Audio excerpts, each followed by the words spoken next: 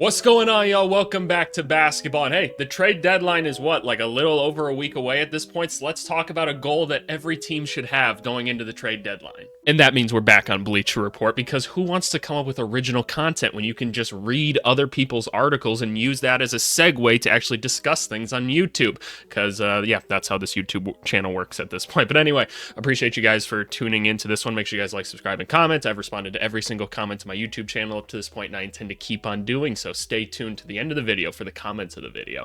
That felt like a really salesy intro, didn't it? But hey, the trade deadline is coming up, right? I believe it's the 6th, right? It's the 6th next week, and today it's the 27th. It's Monday, so yeah, a little bit over a week. And as a Chicago Bulls fan, I'm getting nervous. You guys are gonna get like a 15-20 minute rant video if the Bulls don't make a trade. Just in full transparency, don't have to watch it. Just know that that's gonna be my therapy. So anyway, let's go through and see what each team's goal should be, and we'll just kind of talk about that from there. The Atlanta Hawks make careful additions. Okay.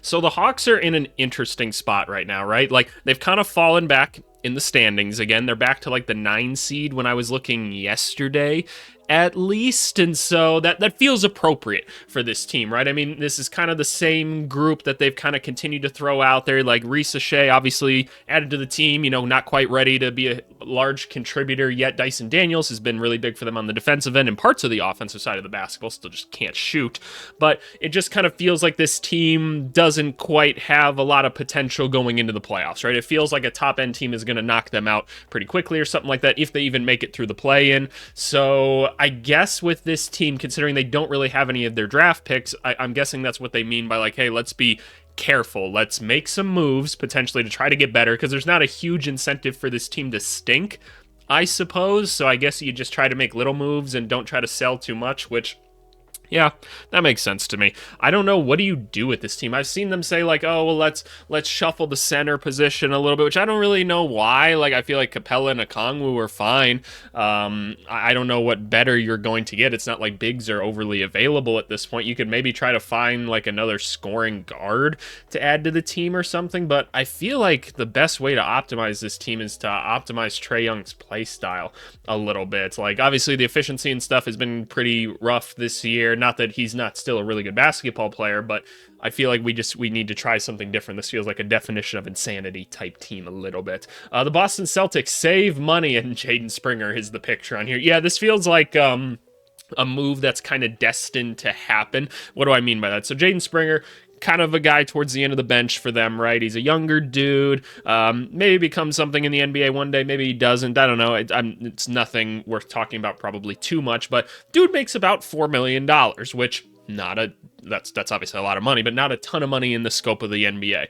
But because of how the NBA tax system works, basically, if you're a luxury tax team over and over and over again, the NBA wants to punish you because they don't want teams just kind of like building up these super teams like baseball over and over and over again. So they have repeater tax, which means that the interest compounds and it becomes more and more and more. So getting rid of Jaden Springer's $4 million is actually, I know I saw the number, it's more so like saving $16 million for the team. So it's like 4 times his contract, which is pretty crazy. So if you can find a way to send him somewhere, maybe there's some team that's interested in him and trying him out somewhere, and you don't take anything back, it's not the worst thing in the world. You take back like a minimum contract or something, a little bit less, probably a good business move. But otherwise, the Celtics probably don't need to make a ton of moves, man. They're pretty loaded. So yeah, that's not a bad goal. The Nets exercise patience. What do we exactly mean by that? If the Brooklyn Nets are loath to part ways with Cam Johnson for less than 2 first-round picks or the equivalent thereof, well, good for them. Though it might seem like the tanking Nets should take whatever they can get for Johnson in the wake of deals, blah, blah, blah, blah. That's not the right way to think about their position. Brooklyn has their own pick, blah, blah, blah, blah, blah. That means they have 2 full years to strip the thing down. Yeah, okay, so Here's basically what they're saying. So the Cam Johnson, he's on the trade block. We know that anybody of any value for the Nets is available right now because they're stripping the team down. Makes perfect sense. What they're saying is you don't just need to get rid of Cam Johnson to get rid of Cam Johnson. You're already achieving your goal. This team's losing basketball games like it's their damn job right now. Was it the Clippers that like beat the brakes off of them the other day? I can't quite remember, but they're doing what they need to do already. And I've been a proponent of saying, hey, you know what? Why not just keep Cam Johnson around? You're not winning basketball games anyway. Then if you draft either the Cooper Flag, Ace Bailey, Dylan Harper, one of those three, right? They've got Cam Johnson on their team for their first year, who's a really good basketball player. And then you've got maybe D'Angelo Russell's on the team, Nick Claxton and like Cam Johnson, who are like, those are solid basketball players right there. So it's like, okay, you're not coming into a barren wasteland and you're just going to struggle to get anything going your rookie year. So this gives a little bit of a landing pad. So I'd say that's true, but if someone offers you 2 good first-round picks or something, yeah, that's hard to pass up. That's hard to pass up. So, OKC, let's see if you guys do it, because they're the team that'll do it, if anybody. The Charlotte Hornets move Micic and Martin.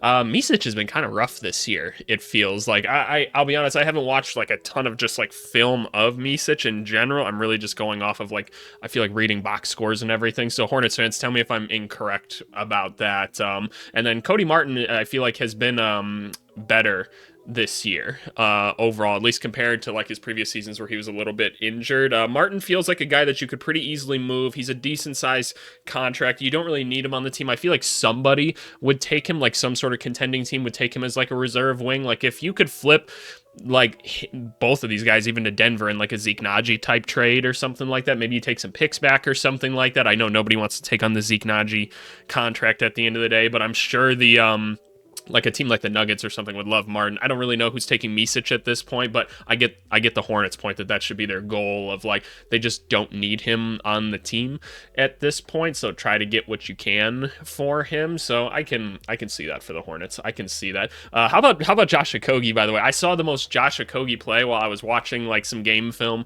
the other day. I was like, oh, Josh Okogie's on the court. Let me see what's going on here. He got this awesome steal in a game, and I was like, yeah, there we go, Okogie. And then he blows the wide open layup in transition. I was like, oh, I love Josh Okogie. Like, great effort guy and everything. He's very known for being extremely good defensively and very poor offensively. And there'll be some people that are like, EBC, he's shooting like 36% from 3 this year. That's great. It's on like 1.5 attempts per game. And you know what? Even a blind squirrel finds a nut every once in a while. Dude's not a good shooter historically. So is what it is. But that was just the most Josh Okogie play I'd ever seen. And I kind of laughed while I was watching film at that. But anyway, Chicago Bulls, sell boldly. God damn it. Please. I've been saying it in so many videos recently. Bulls fan, right? This is me right here. This is me. I'm just sad at this point. You'll often hear me say I'm the type of coach when I'm coaching. Just try to win whatever game, wherever you're at. That should be the culture, right? We talk about like the Pacers, the Heat, and the Jazz. That's how they run their organizations, right? And that's why those teams tend to like have pretty solid success overall, right? Maybe they're not winning championships all the time, but they're pretty actively in the playoffs all the time. And so it's hard for me to say, but please just blow this team up. I'm so sick of being like the 10 or the 9 seed every year in the play-in, and then it's just a disaster. Like, Vucevic and Levine are playing out of their minds right now. Move them. Move Kobe White. Like, move Buzelis. I don't even want Buzelis on the team, if I'm being real with you. If someone will take Patrick Williams away from me, please just let me enter a rebuild. Please, just let me. I want to have a draft pick in this class. It's a good class of players. Please help me. So that's how I feel. You guys know it. Let's hope that we can, and just for like Levine and Vucevic, like, set them free, man. They deserve it. Cleveland Cavaliers, prepare for shooting regression. Ooh, interesting. The Cleveland Cavaliers still haven't given up their number 1 rankings in 3-point and effective field goal percentage, and sometimes it seems like they never will. But Karis LeVert, a career like average 3-point shooter, isn't likely to keep canning 42% of his 3-point attempts. Well, yeah, I would say it's hard to shoot 42% from 3 in the NBA over a season. That's incredibly difficult. Ditto for Isaac Okoro, career average, and he's hitting about 40% as well. All these guys are staying hot. Kenny Atkinson does have them in a much better system than before. So they are getting better looks. They're getting more comfortable looks within a pretty consistent offense that's flowing right now. So I wouldn't be surprised either. But I'm guessing what they're saying is like, hey, maybe have another shooter on deck or something like that just because. So maybe that's what we do. I know Strus has kind of been injured, to say the least, this year. So maybe that brings another reliable shooter on or something like that. But yeah. I agree with that. You should prepare for it. The Dallas Mavericks find some front court insurance, and they've got the boy Beef Stew on here. This is where all the Pistons fans go, don't you dare touch Beef Stew. I notice Pistons fans right now, and look, I get it. You guys have been looking for any semblance of light at the end of the tunnel for a long time, and now it's looking a lot better. And so you're like, I don't want to lose any of these guys. These are all my guys. These are the only guys that have given me any happiness recently. But let's just try to keep big picture. I'm not saying you got to trade Beef Stew. I'm not saying that like you got to move like Ron Holland or like Tim Hardaway Jr. Anybody, right? Just saying, let's keep an open mind. Let's keep perspective. We're not a contender yet. Cade Cunningham's very, very good. So there you go. But anyway, find some front court insurance. Yeah, because Maxi Kleba and Derek Lively are both out now. Gafford, starter quality center, probably above average center at points. Like he's awesome, right? He's absolutely awesome. Dwight Powell is in the Udonis Haslem adult in the room phase of his career. That's probably fair. So yeah, you could probably use someone else. You can use PJ Washington in some small ball 5 sets if you need to, but yeah, you probably want to go find somebody else. Didn't they just called up the one Lakers G League center or whatever that's so good. It's Taylor something. I can't remember his name, but he's the white dude with the sleeve or whatever and the curly blonde hair. I actually think that dude's kind of tough, so I'm going to be curious to see how he does. But no, Dallas Mavericks, I could see this. I don't know how you're getting Beef Stew necessarily, but I'd be curious. Denver Nuggets, turn Zeke Naji into someone who will play. It's unfortunate. It's unfortunate. We looked at the analytics in the video yesterday, for those of you that watch, but Zeke Naji is literally rated as and if you want an explanation for these stats, go join the Discord. Links is always in the description. The people are very active on the Discord as of right now. I get notifications constantly for this stuff. I got some right now that I have to go read. But we looked. Zeke Naji, I think, was the 4th worst player statistically in the NBA right now, so that does not help the narrative at all that, like, it's hard to trade this guy. It is going to be hard to trade this guy. It's a rough contract for a guy that just isn't contributing all that much right now, but if you could turn him into anything, absolutely anything to help this team, that would be a great success. So Denver, we'll see. Maybe a Cody Martin thing happens somehow. They don't have a lot of assets to go and do things, but we'll see. We will see. Detroit Pistons, resist the urge to get reckless. This is what I'm saying, Pistons fans. This is what I'm saying.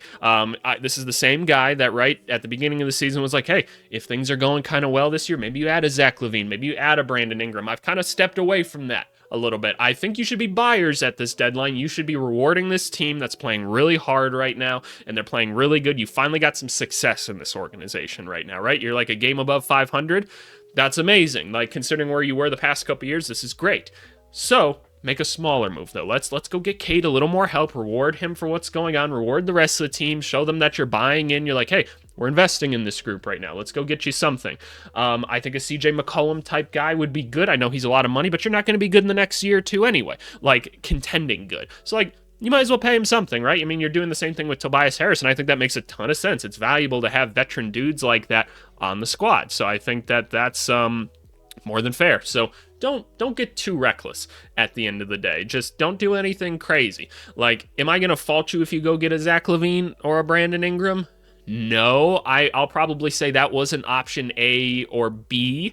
So I don't know. We'll see. We'll see with the Pistons. But hey, I'm having a ton of fun watching this team play right now. Even though Cade Cunningham isn't the most like exciting night to night player, I think he's like the 2nd worst transition player in the NBA or something like that. Like he just doesn't play like very fast paced basketball or something. And that's like there's some qualifiers on that, obviously, on that statistic. I'm gonna guess it's like within at least 100 like transition possessions or something like that. But no, he's awesome, man. Cade is so good, and I like this team a lot. So gonna be fun watching them. I hope they make the playoffs and everything. The Golden State Warriors, don't be afraid to stand pat. I would be. I'm not gonna lie. It feels like nothing's gonna happen for the Warriors, and it feels like it's just gonna be a sad rest of this season. It really does. Like, I'm gonna be honest. I've got some criticism for the Warriors at this point, and for Steve Kerr, and I want to qualify this. This is a guy that took a group, he put the perfect system around them, right? And like built a dynasty, right? One of the greatest basketball groups we've ever seen, right? And had a lot of talent and everything, but still, it was a perfect system for them. None of us can disagree with it. All of us wanted to understand how the Warriors were doing what they were doing.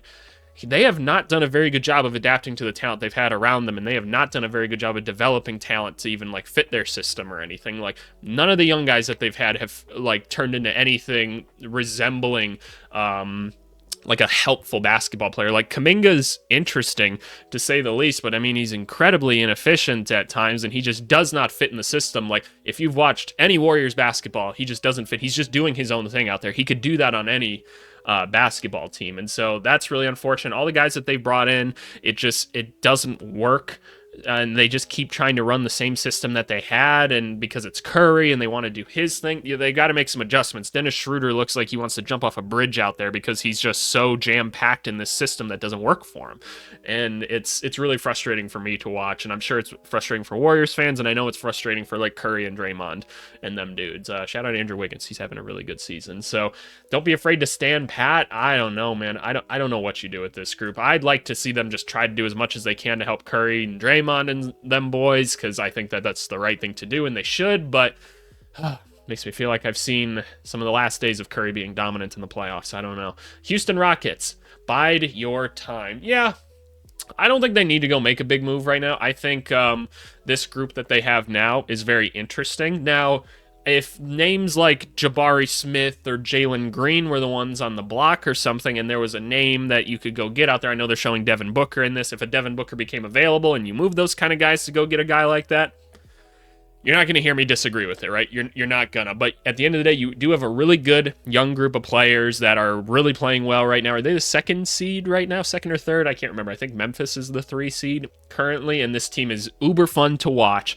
They're playing some crazy fun defense and everything. Offensively, they're getting up and down the court, dunking the basketball at all times. Amen Thompson is a star in the waiting. Just give the guy the PT, and I know they're taking their time with it, and I'm being impatient with it. I've seen the talent in him and his brother since the draft process, and I'm like, oh my gosh, these guys are so good at basketball. And you guys have heard me say, I did a whole study for an NBA team about how even when you're not a shooter, you can provide good spacing, and it's so crazy that these guys are able to do it. But wow, awesome stuff. So yeah, if you're the Rockets, no need to do anything that crazy right now. No need to do anything crazy right now. Just chill. Just chill. Indiana Pacers, make some calls on Obi Toppin. What's the idea here? Tyrese Halliburton and the Pacers have righted the ship after a choppy start to the season, so their focus should be on the trade deadline, should remain the rest of the year, but they also need to consider the future. As of right now, Indy projects about $20 million below the luxury tax in 25-26. More immediately, the Pacers are less than $1 million over this year's tax line. Getting under the cutoff will be vital, yeah, because of repeater tax and everything, but so will preparing for some upcoming expenditures. Mathurin is eligible for an extension. You probably want to keep him around and keep developing him.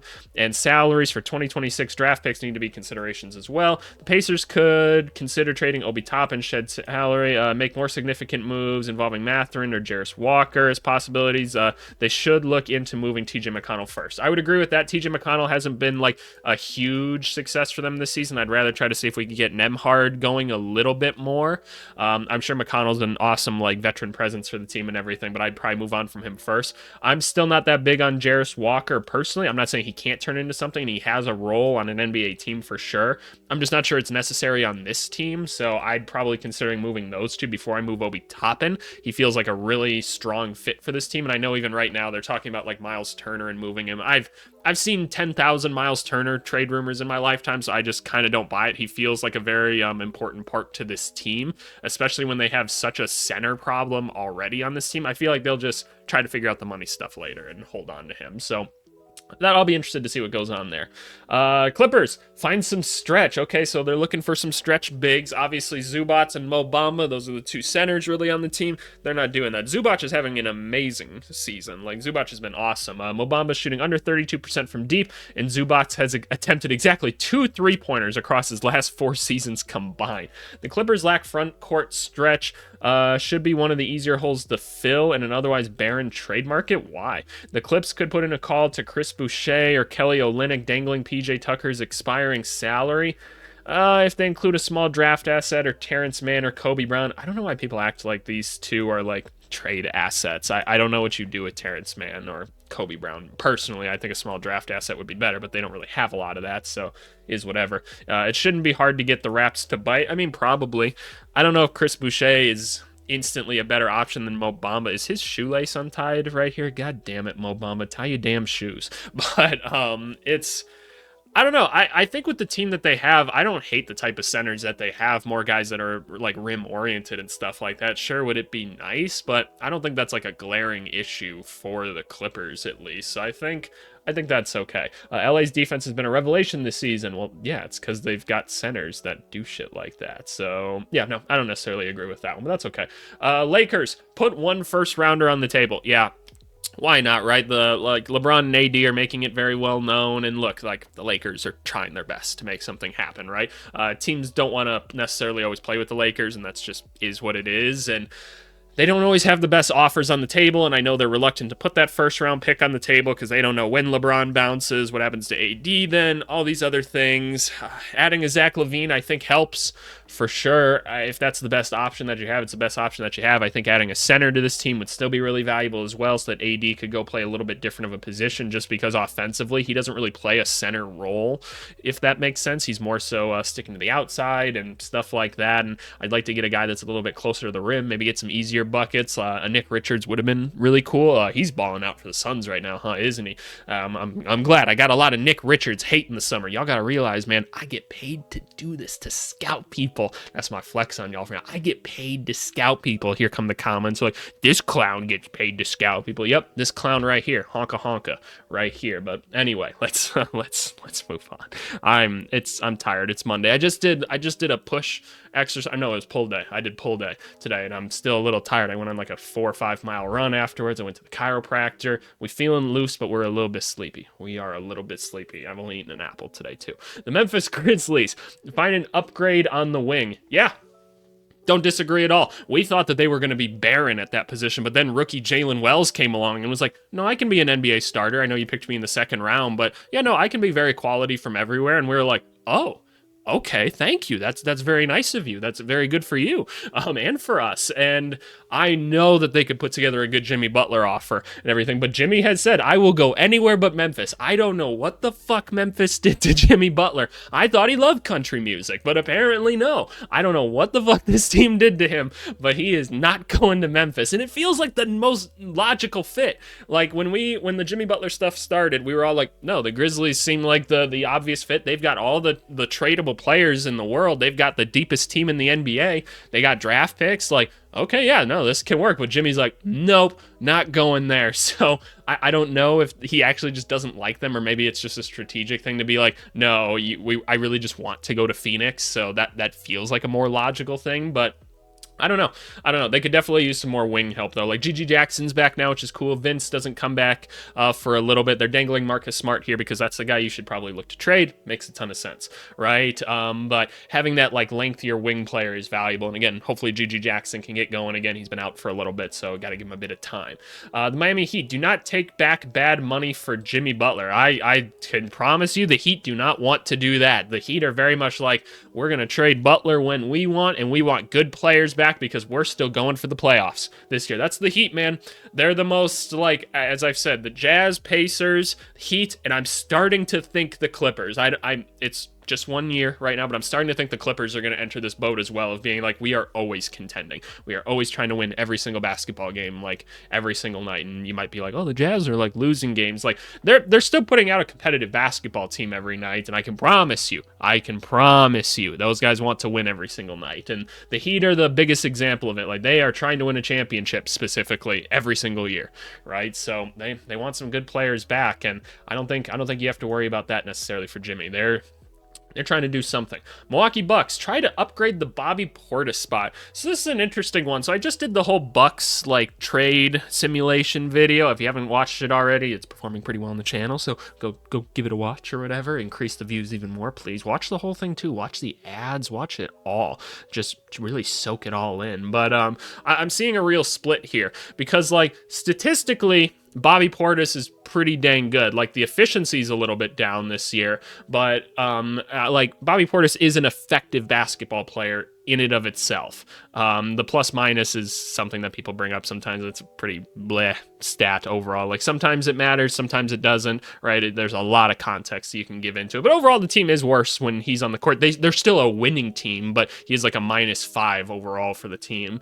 So that's probably worth at least pointing out. But I don't know, like Bobby Portis feels like a guy you want to keep around. I think you need the enforcer type player on championship teams. That's something that I believe. I've always done with teams that I've been on and stuff like that. I think that makes a lot of sense. I don't know who you're going to get that's better necessarily either. And this guy's been on the team. He's got the chemistry. He's won the championships. And then I see the people that are like, no, I'd like to get rid of him and get something else. But I never understand when people say that because they never say what you're going to go get on the other end. So if you tell me that they're going to get something interesting and I'm like, oh yeah, that is interesting, I'll side with you. But otherwise, I'd rather just keep Bobby Portis. Like the upside of Bobby Portis is pretty good. I think y'all forgot he's come in third place for Sixth Man of the Year voting the last 2 seasons. How quickly y'all forget. And he was a big part of winning a championship not long before that. So just keep it in mind, y'all. Keep it in mind. Timberwolves shop Julius Randle. Oh my gosh, we can only hope. I feel like just the general basketball fan wants Julius Randle off the Timberwolves because we're like, can we just let Anthony Edwards like be okay or whatever? We'd like to see Anthony Edwards be successful. And I'm not going to lie, I feel like there's just a lot of changes that need to happen with this Timberwolves team. I feel like some moves need to be made just to try to build a team that's more Ant focused. I've said it from the beginning, just put dogs around Ants. They don't even have to be like high quality dogs. If you just put like effort dudes on this team, Ant will bring this team where it needs to go. And then you can go try to find some like top end talent like later, but just establish that culture for now and go from there. But yeah, no, Randall's the ball stopper and everything, and defensively he can be rough at times. Like it's crazy. At least Cat was giving you a strong effort every single night. Now Cat's dominating elsewhere. But yeah, it's rough. Julius Randle, if you throw him on a bad basketball team, he's going to make you competent every single night because he is that good of a basketball player. But in terms of playing winning basketball, no, he stunts you a little bit. The New Orleans Pelicans, be brave with Brandon Ingram. What do y'all mean by this? He's still a member of the Pelicans, which seemed impossible. Yeah, no, I've heard nothing about this now. Heading towards unrestricted free agency and desirous of a new contract that nobody, not the Pels nor anyone who could potentially trade for Ingram, wants to give him.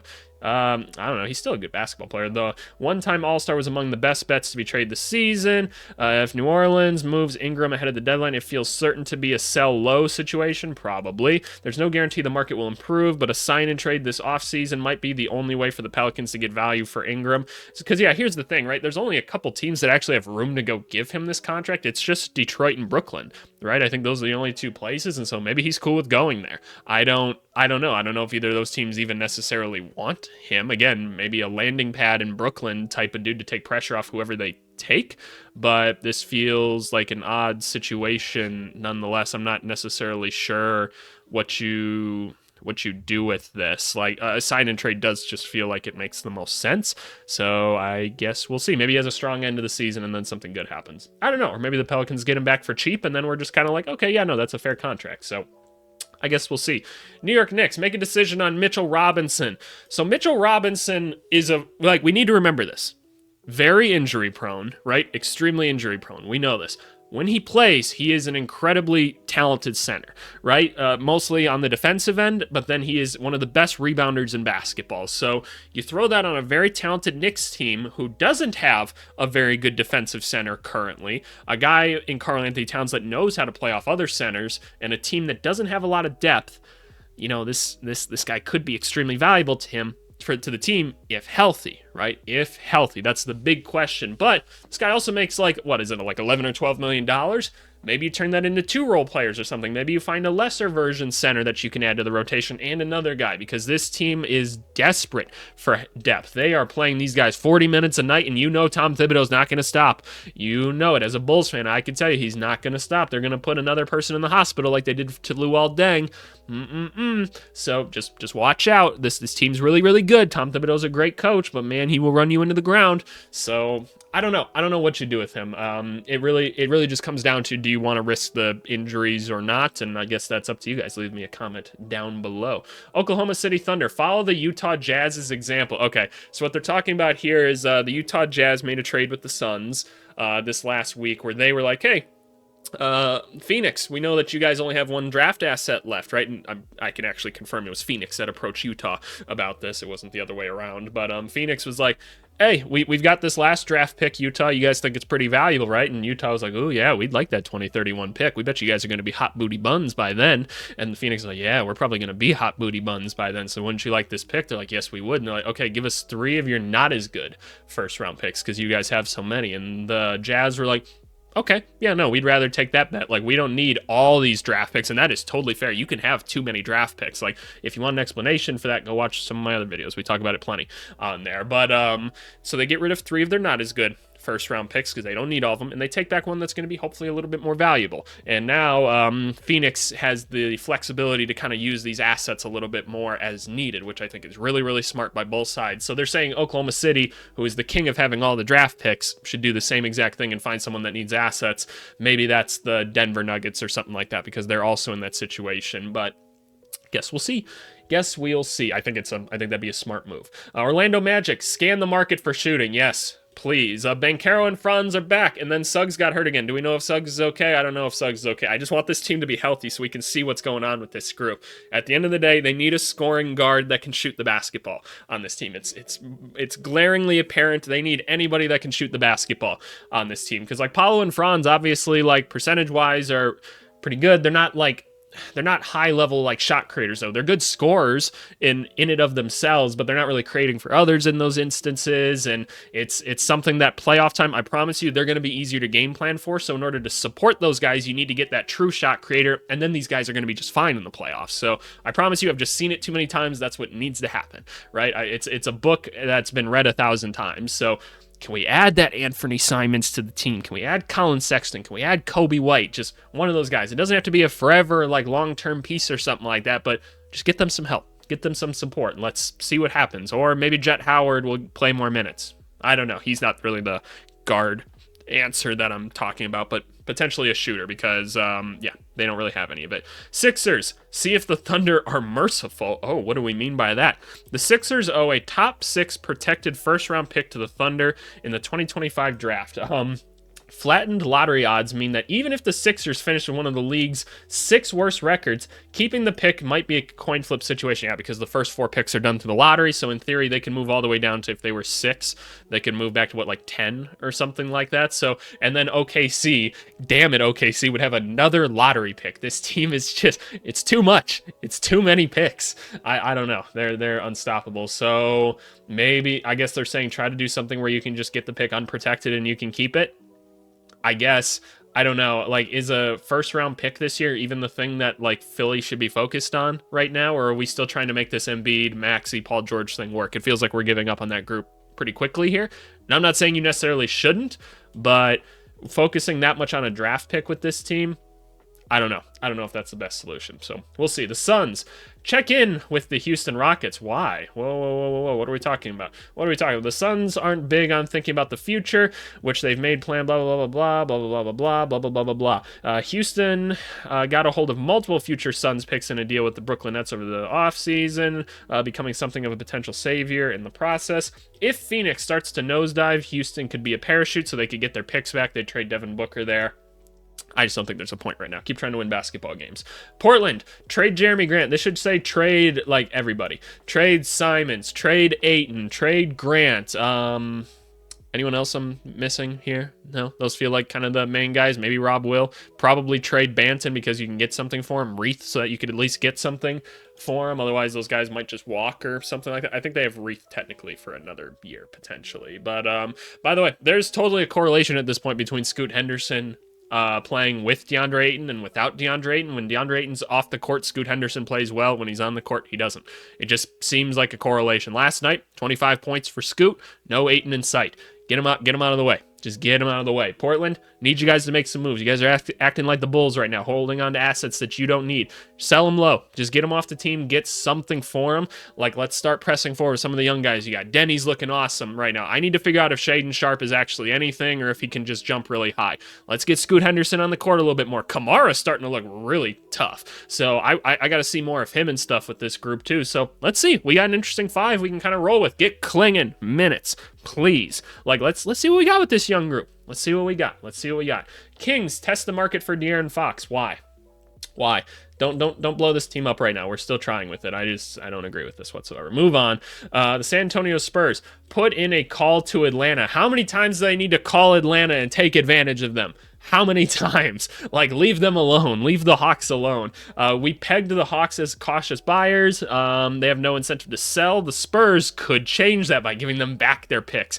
Okay, I can tell you right away, this almost like certainly doesn't happen. I know the Hawks have like new people in charge now and everything, but it feels a bit like career like suicide by doing something like this, by being like, okay, just openly admitting you kind of got swindled before, we need to get the picks back and stuff. It doesn't feel like the time for that necessarily, where it's that hopeless, so I'm going to say probably not.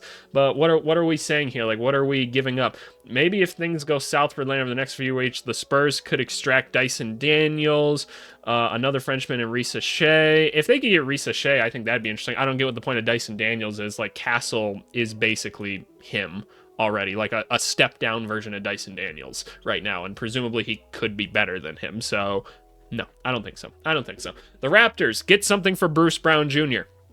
Yeah, no, simple. Makes sense. Bruce Brown is a good player to help facilitate some of these bigger trades that are trying to take place. He's a substantial contract. He's a good player. We know he's a championship level contributor and stuff. So yeah, he can help somebody along the lines. He's not a useless contract, and it's also just basically a rental anyway, so it's not a big long-term issue necessarily. And yeah, Toronto, you don't need him at this point, so let's go get something for him. Totally agree. Nice and simple, easy. 1, 2, 3. The Jazz, don't trade Walker Kessler. I've been saying this all season, right? Like, why are there always Walker Kessler rumors? Like, I cannot comprehend the logic behind it. I've always said, like, okay, so why would we trade Walker Kessler? The Jazz are not a very good team. They're currently rebuilding. Walker Kessler, good young center, playing good basketball. So why not keep Walker Kessler? I don't know. Big, tall, white guy on Utah Jazz. Very fun. That's what they like down there. Hey, I'm just saying. Is anybody else not rooting for the Cooper Flag, Lowry Markkanen, Walker Kessler front court for Utah for just forever?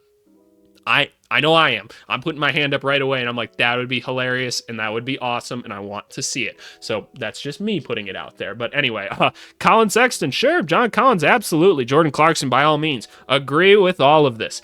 I don't think it's the worst thing if you wait to trade these dudes till the offseason or something, because you're doing a good job losing as is, especially now that the Pelicans have Zion back sometimes, and they win basketball games when he's in. So, you know, Jazz back in kind of last place and everything.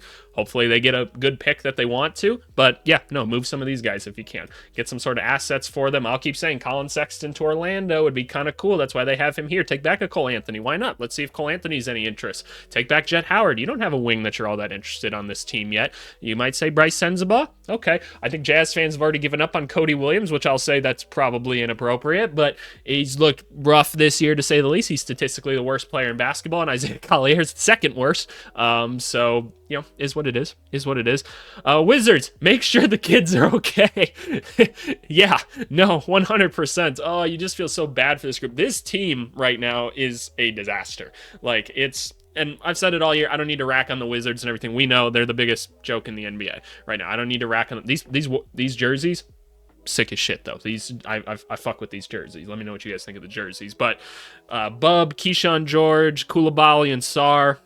Someone got to protect these dudes, right? We got to see if we got anything in them.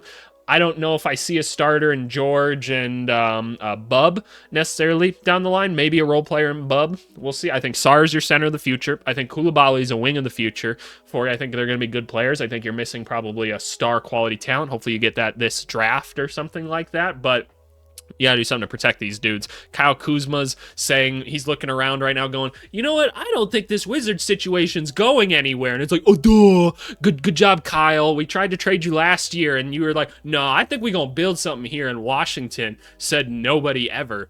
And now Kuzma's like, wait a second, we're not going anywhere. We're the worst team in the NBA again. It's like, and Kuzma, it's not like you're not helping at all, dog. Jordan Poole, he's actually having a good basketball season. Kuzma, nope.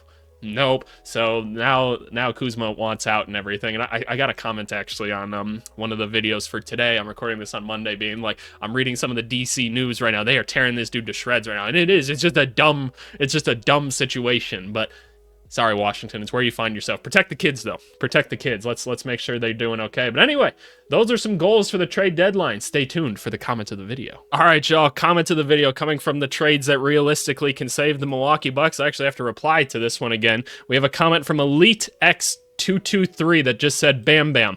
I had no idea what the hell that meant. I thought he was trying to you know, do a little bam bam or something like that. And I said, Bam Bam. He said, yep, he provides offense and defense. Clearly he is talking about Bam for the Miami Heat. So, I got you, boss. Thought you meant something else. But yeah, anyway, make sure you guys leave your comments and everything. I've got more to respond to over here and everything, but leave me your comment. Maybe it'll be the comments of the video. But hey, appreciate you guys as always, and we'll talk to you later. Thanks so much.